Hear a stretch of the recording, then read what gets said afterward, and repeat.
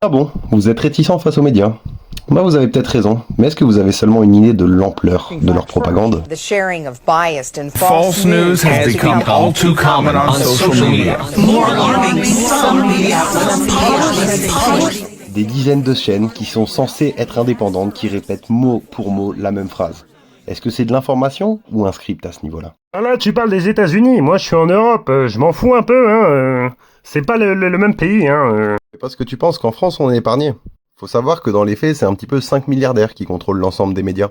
Et oui, même s'il y a plusieurs médias, tout ce que ça fait, c'est te donner l'illusion du choix, ni plus ni moins. Pour info, TF1 appartient à Bouygues, Canal+ et CNews à Bolloré, Le Monde à Niel, Les Échos et Le Parisien à Arnaud, et Libé à Drahi. On pourrait avoir le bon soupçon, penser que c'est des milliardaires qui veulent apporter l'information à leur peuple, pour qu'on soit au courant. Mais la réalité, c'est plutôt qu'il y a une poignée de personnes qui contrôlent toute l'information en fait. Donc est-ce qu'on peut encore parler d'information, ou juste d'un récit qu'on nous impose dans un narratif, selon leurs intérêts propres à eux? Parce que bon, par exemple, quand on voit sur les chaînes avec Cyril Hanouna, quand quelqu'un critique Bolloré, oulala, il est en sueur, c'est compliqué. Mais tu crois que je suis trop con ou quoi? Tu penses, j'écoute tout ce qu'ils me disent et j'avale comme un con? Mais t'es un malade ou quoi? Ça se voit quand ils font de la propagande, wesh. Et oui, sauf qu'une propagande claire et frontale, ça pourrait poser problème. C'est plus simple de faire ça de manière détournée, en choisissant bien son langage par exemple. Et oui, quand tu choisis bien tes mots, ça fait un ancrage sur le public, ce qui fait qu'il a une vision directement imposée par ce qu'on lui dit.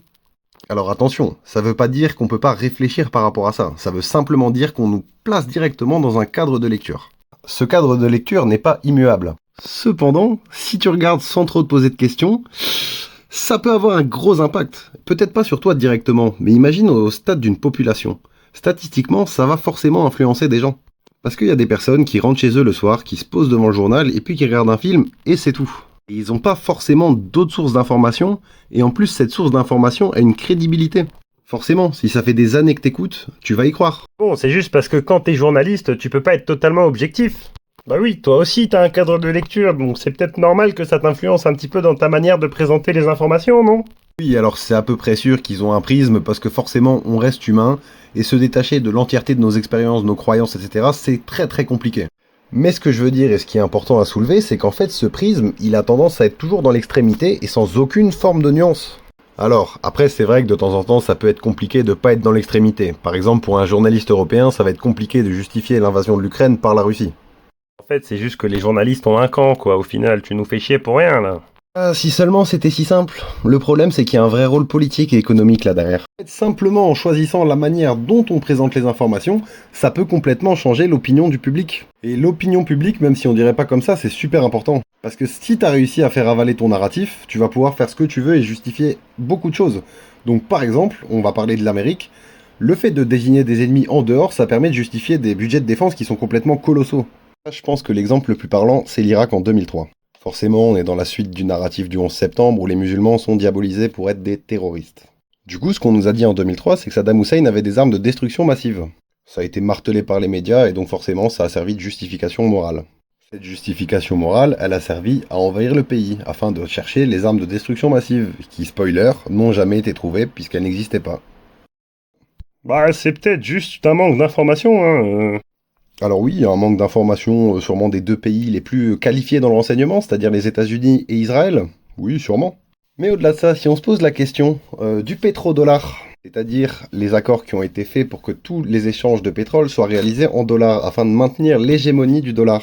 Sauf qu'en l'an 2000, Saddam Hussein a vendu du pétrole contre de l'euro. Et qu'on commence à vendre du pétrole en euros, ça arrangeait pas les États-Unis, parce que ça menaçait directement l'hégémonie du dollar. Parce que forcément, si d'autres pays commençaient à acheter du pétrole avec autre chose que du dollar, ça aurait pu être un problème, surtout que les États-Unis, ça les arrange bien que tout le monde achète du pétrole en dollars. Mais ça, on en parlera sûrement dans une autre vidéo. On peut voir que d'un côté, on a ce qui nous est présenté dans les médias, c'est-à-dire un dictateur complètement fou qui fait n'importe quoi. Et de l'autre côté, on a les raisons un peu plus réelles, c'est-à-dire les raisons économiques et les raisons politiques de contrôle du Moyen-Orient. Tiens, le contrôle du Moyen-Orient avec une justification de musulmans terroristes. Ça me dit quelque chose. Attendez, laissez-moi réfléchir 2 petites minutes. Et ouais, parce que ce narratif, il a 20 ans. Il est encore utilisé, mais on nous le sert à toutes les sauces, que ce soit bolognaise, béchamel, pesto, ce que tu veux, mais tiens, bouffe. Enfin bon, c'est pas exactement le sujet de la vidéo, donc comme pour le pétrodollar, j'en parlerai dans une autre vidéo, vous en faites pas. Et donc forcément, hein, vous aurez compris, on n'aura pas le choix, on va devoir parler d'Israël, le maître de la propagande.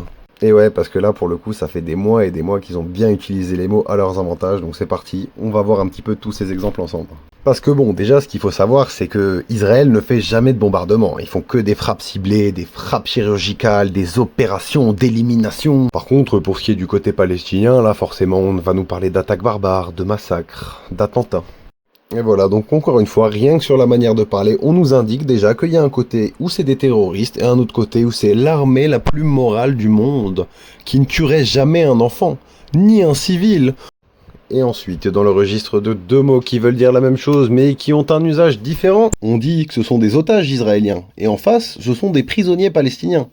Mais oui, parce que forcément, quand on pense à un otage, on imagine quelqu'un avec un couteau sous la gorge ou un flingue sur la tempe, qui n'en peut plus et qui est au bout de sa vie.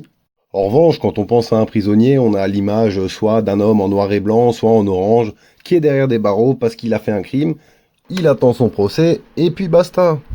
Spoiler, en Israël, il n'y a pas eu tant de procès que ça par rapport au nombre de prisonniers. Mais la vérité, c'est qu'il est encore plus problématique. Parce qu'il faut savoir que quand ces otages ou ces prisonniers vont être libérés, et ben même à ce niveau-là, le traitement il va être totalement différent. Il y a beaucoup de journaux, comme surtout TF1 par exemple. Quand on parle d'otages qui sont libérés, les otages israéliens, ils ont beaucoup plus de temps d'antenne et surtout ils sont humanisés parce qu'en fait, on raconte leur vie, on montre leur famille, on montre des moments de joie. On montre en fait que c'est des humains qui ont une vie avant, que des gens sont contents de les récupérer, on voit les retrouvailles. Par contre, du côté palestinien, on n'a que des chiffres, on n'a même pas un visage. Que des chiffres, et c'est pareil pour quand il y a des morts. Pour quand il y a des morts palestiniens, on n'a que des chiffres.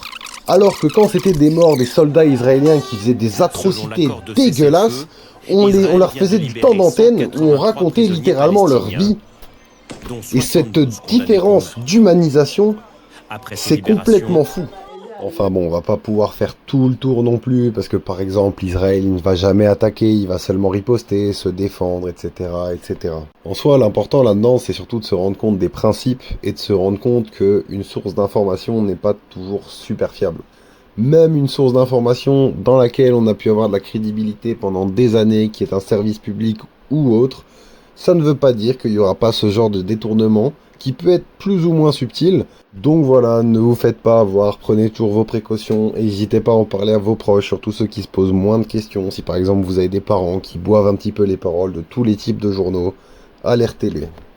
Ouais, enfin en vrai ça va, maintenant on peut s'informer sur les réseaux sociaux, donc ça marche un peu mieux, y a pas de censure là-bas, si? Oh mon pote, tu viens de relancer un vrai sujet là. On en parlera peut-être dans une prochaine vidéo. Hein. Ah bon, bah je vais peut-être m'abonner alors.